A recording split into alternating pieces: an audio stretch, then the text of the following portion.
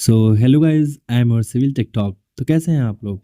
और आज हम लोग बात करने वाले हैं most common and important test of concrete, which is concrete cube compressive strength test. वो भी बहुत आसान भाषा, बोले तो रणछोड़ बाबा के स्टाइल में, जो कि बहुत ही इम्पोर्टेंट सेशन होने वाला है। तो बने रहिए और हमारे चैनल को लाइक और सब्सक्राइब करना ना भूलें। So first of all, why we do test concrete compressive strength. So यहाँ पे मैंने 4 पॉइंट मेंशन किए हैं। So first one on the structural integrity. Structural integrity particular हमने जो भी स्ट्रक्चर अपना बनाया है, जिस कंक्रीट गेट या प्रोपोर्शन से डिज़ाइन किया है, क्या वो पर्टिकुलर उस स्ट्रक्चर के लिए सेफ गार्ड है against applying all physical and natural condition, weather and etcetera. Second one is quality. तो IS कोड 456/2000 के अकॉर्डिंग जो हमें प्रॉपर डिजिग्नेटेड स्ट्रेंथ है वो मिल रही है, क्वालिटी मेंटेन्ड है या नहीं। सो इसके लिए हम क्वालिटी का भी मेजर मिलता है। Third one is risk mitigation.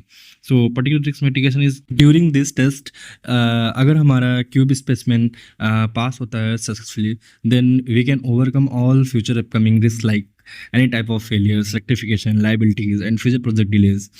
So, what is the concrete cube test? The concrete cube test is a cornerstone method for evaluating concrete quality, providing essential data for structural design and compliances. Concrete cube test से हमें जो maximum load या strength होता है, जो without failure हम find कर सकते हैं, and साथ ही concrete की quality कैसी है ये भी ensure कर सकते हैं। कंक्रीट का क्यूब टेस्ट करने के लिए हम उसका स्पेसिमेन हमको प्रिपेयर करना पड़ता है, जिसके लिए फॉलोइंग स्टेप होते हैं, जैसे कि first one of that preparation, compaction, curing, testing, analysis. So first one that हम कंक्रीट का क्यूब स्पेसिमेन प्रिपेयर करते हैं, देन उसको लेयर बाय लेयर कॉम्पैक्शन करते हैं रॉड की हेल्प से, देन हम क्योरिंग करते हैं, उसके बाद हम टेस्टिंग करते हैं, और टेस्टिंग के बाद हम कैलकुलेशन करके एनालाइज कर लेते हैं दैट हमारा मैक्सिमम कंप्रेसिव स्ट्रेंथ कितना निकल के आ रहा है। तो गाइस, जैसा कि मैंने आपको बताया, कंक्रीट के क्यूब टेस्ट के लिए हम एक स्पेसिमेन प्रिपेयर करते हैं जो कि स्टैंडर्ड होता है स्टील, उसकी मोल्ड, उसकी साइज़ होती है 150x150x150 mm। उसको हम 3 लेयर में कंक्रीट को इसमें फिल करते हैं, 50 mm की ईच लेयर होगी, जिसको हम बाद में फिर टैंपिंग करते हैं। टैंपिंग यानी कि कॉम्पैक्शन, जिससे उसमें जो भी एयर वाइड्स होती है वो रिमूव हो जाती है। सो गाइस, अब हम बात करने वाले हैं यहाँ पे equipment required for the cube test. So अभी जैसे कि मैंने आपको थोड़ी देर पहले बताया क्यूब मोल्ड्स के बारे में, जो कि जिसकी डायमेंशन होती है 150 mm into 150 mm into 150 mm, जो कि IS 456/2000 में स्पेसिफाइड है।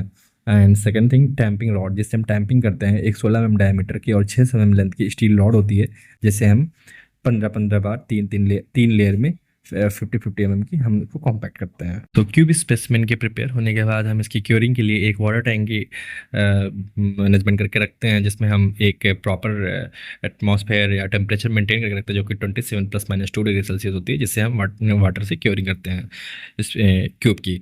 Then last one is compression testing machine या यूनिवर्सल टेस्टिंग मशीन, जिसमें हम अपना क्यूब रख के उसके हम strength, maximum axial compressive strength find कर सकते हैं। सो ये हमारे कुछ इक्विपमेंट है जो कि हमारे क्यूब टेस्ट के लिए रिक्वायर्ड थे। So next one is step by step testing procedure. जैसा कि मैंने आपको पहले पिछले स्लाइड में बता दिया है, बट फिर भी मैं आपको एक ब्रीफ आइडिया दे देता हूँ that first one is concrete preparation. पहले हम कंक्रीट का क्यूब स्पेसिमेन प्रिपेयर कर लेते हैं, देन इसको मोल्ड में फिल करते हैं और इसका कॉम्पैक्शन करते हैं 3 लेयर में 50-50 mm की, और हम इसके रॉड की हेल्प से इसमें हम अच्छे से प्रॉपर कॉम्पैक्शन कर लेते हैं, जैसे भी जो भी एयर वाइड्स हो वो निकल जाए। देन उसके बाद हम इसकी अच्छे से फिनिशिंग करते हैं। उसके बाद हम इसको 24 आवर्स के लिए एक मॉइस्ट इन्वायरमेंट में रख के इसकी इनिशियल क्योरिंग करते हैं। इनिशियल क्योरिंग कंप्लीट होने के बाद हम इसको वाटर क्योरिंग यानी इसको डिमोल्ड करके वापस साफ़ करके इसको एक सबमर्ज कंडीशन में, जिसमें वाटर रहेगा, सबमर्ज कंडीशन में इसको 7 या 28 दिन या 14 दिन, जब जितने दिन में आपको क्यूब टेस्ट करना है उतने टाइम के लिए हम इसको फुल सबमर्ज रखते हैं। After completing 7 days and 28 days, 7 days पे हम एक सैंपल कर सकते हैं टेस्ट, एंड 28 days पे हम उसको वापस निकाल कर उसका सारा पानी साफ़ करके और अच्छी तरह से इसको साफ़ करके हम अपने जो CTM है, हमारा जो कंप्रेसिव टेस्टिंग मशीन है या फिर UTM है, यूनिवर्सल टेस्टिंग मशीन, उस पर हम रख के टेस्ट करके हम अच्छे से उसका रिजल्ट फाइंड कर सकते हैं। सो गाइज, कैलकुलेट करने के लिए कंप्रेसिव की हमारा कितना आ रहा है, तो जो भी हमारा पर्टिकुलर फेलियर लोड होता है, जिस पे हमारा कंक्रीट क्यूब स्पेसिमेन जो ब्रेक करने लगता है या फिर फेल होना शुरू स्टार्ट कर देता है, और उसको हम डिवाइड करते हैं। जो भी हमारा क्रॉस सेक्शनल एरिया है, आई मीन 150 × 150 × 150 mm का अगर हमारा क्यूब मोल्ड था, तो उसका जो क्रॉस सेक्शन एरिया रहेगा 150 × 150 mm, जैसा कि नीचे दिया हुआ है 225 mm², उससे डिवाइड करके हम अपना जो भी हमारा डेजिग्नेटेड स्ट्रेंथ आएगा कंप्रेसिव स्ट्रेंथ वो MPa में हम फाइंड कर सकते हैं।